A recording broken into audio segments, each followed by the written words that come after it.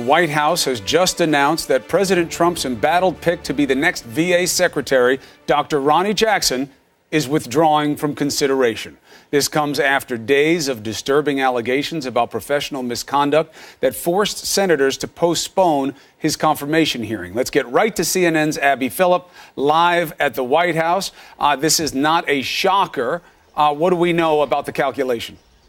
Not a shock at all. In many ways, very much expected. The White House said last night that it was Ronny Jackson's decision, and he made it this morning, saying in a statement that he would withdraw from consideration to be the VA secretary. He vehemently denies the allegations against him. As you mentioned, several sources have come forward, both to reporters and to the Senate Veterans Affairs Committee, alleging that he misused his position to prescribe medications loosely, was intoxicated on the job on several occasions. But Jackson says none of those things are true. And then he adds that unfortunately, because of how Washington works, these false allegations have become a distraction for the president and the important work we must be addressing, how we give the best care to our nation's heroes. Now, this is just another roadblock for this White House that has really struggled to get their cabinet nominees confirmed. They've also had a lot of issues with ethics in the president's cabinet, and Republicans are growing frustrated that this is one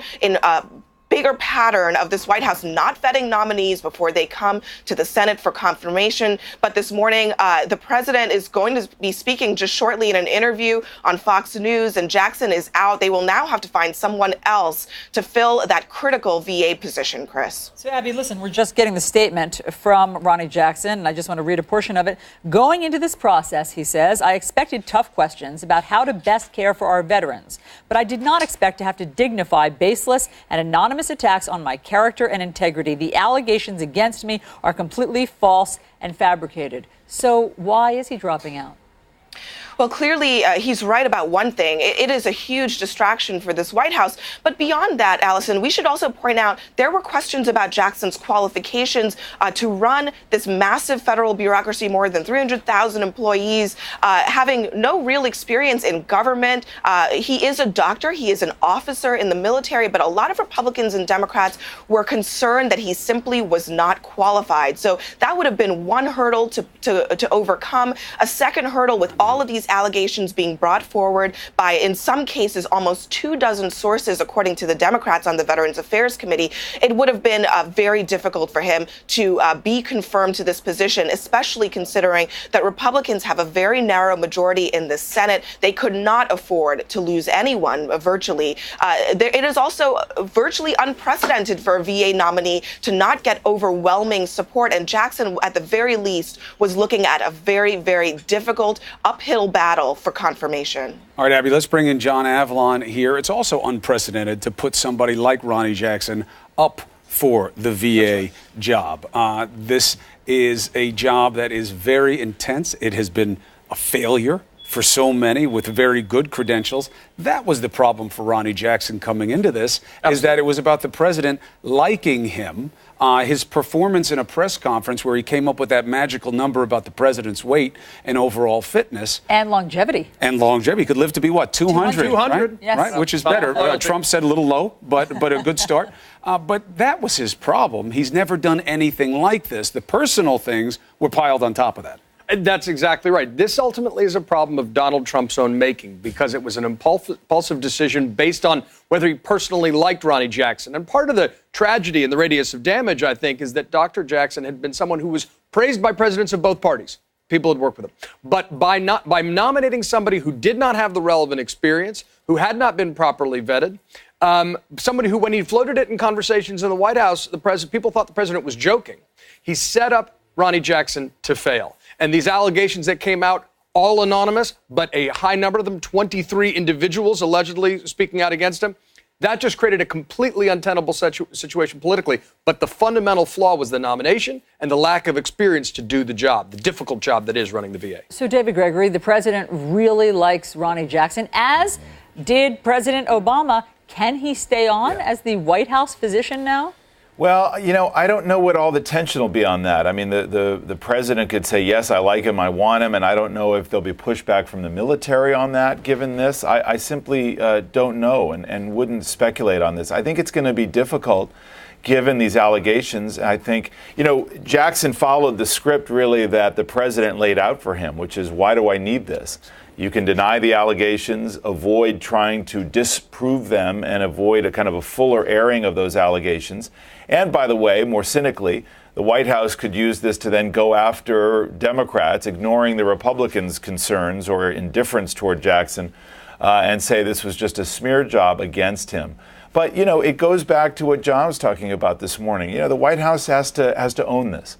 Whatever the circumstances, this was a nominee that went bad. They're barely getting Pompeo through. They got problems with Scott Pruitt. And this is because this is how the president operates, impulsively.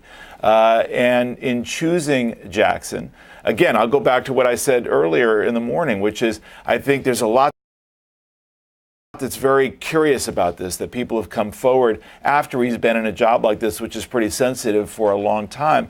But these are pretty serious allegations that he would have to deal with, and for the White House to take on this fight that looks like a losing fight would be a lot. Well, look, as we all know, when you really believe that they have nothing on you, it is easier to have the resolve to stay in. We also don't know that it was really Ronny Jackson's choice here. The president is the one who has to drive this. It's his choice.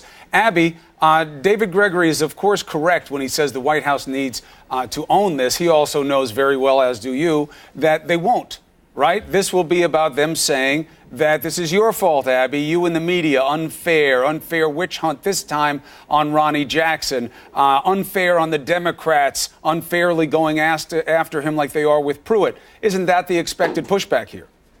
Well, we've already heard that from them, Chris. In the last several days, the talking points from this White House have been that these allegations are unfair, that they really shine a bad light on Ronny Jackson because the media is perhaps going after him or giving voice to his political enemies. And even if that is true, the underlying fundamental problem here is that Ronny Jackson was not vetted for this position before he was named. The White House was caught flat-footed, unable to defend him in the early stages when some of these allegations first emerged. And then it really snowballed after that. They came into this confirmation process really unprepared for what is actually a pretty standard practice in the process of confirming people in Washington, that you go through a confirmation process. It's advice and consent on the part of the Senate, where they look into the person's background. They have hearings on the subject matter. People come forward as character witnesses. And in that process, negative information can and does come forward. In this case, Ronny Jackson has the presumption of innocence. All of these are allegations, of course. But clearly, this was a White House not prepared to defend them. They didn't know all the facts behind the situations, and he was left out to dry. But I think a lot of Republicans are saying right now even that this is not anyone's fault, but the people who are supposed to be shepherding their nominee through what is always a very difficult process, but especially in this particular job. And Chris, let me just make one point that I think may be obvious, but I think it's worth saying. In Washington in particular, whether it's in political circles or whether it's in media circles, when there's blood in the water, when you are injured, you have to have somebody who is prepared to stand by you in a really big way. And in this case, it would have been the White House being prepared to knock back these charges and knock them back hard.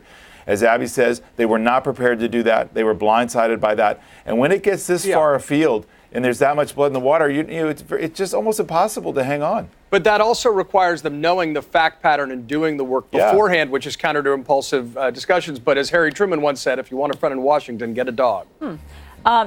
John, another question is, what's the path forward? So Caitlin Collins of CNN has reporting that part of why it took so long to get rid of David Shulkin, who was the last VA secretary, even though President Trump didn't feel that he shared his opinion about privatization, et cetera, was because there was nobody else. And then it was like, he was thunderstruck when he realized that he could do Ronny Jackson, whom he likes so much, who's his personal physician. So now what? Who's going to head the VA? Well, that becomes the big X factor. Remember the drip against Shulkin over a period of months. Someone who had been an Obama appointee, widely respected, backed by many veterans, members of the veterans community, but who the White House kept hanging out to dry, and some ethical concerns adding to his problems, but also some sort of, opposition inside the administration.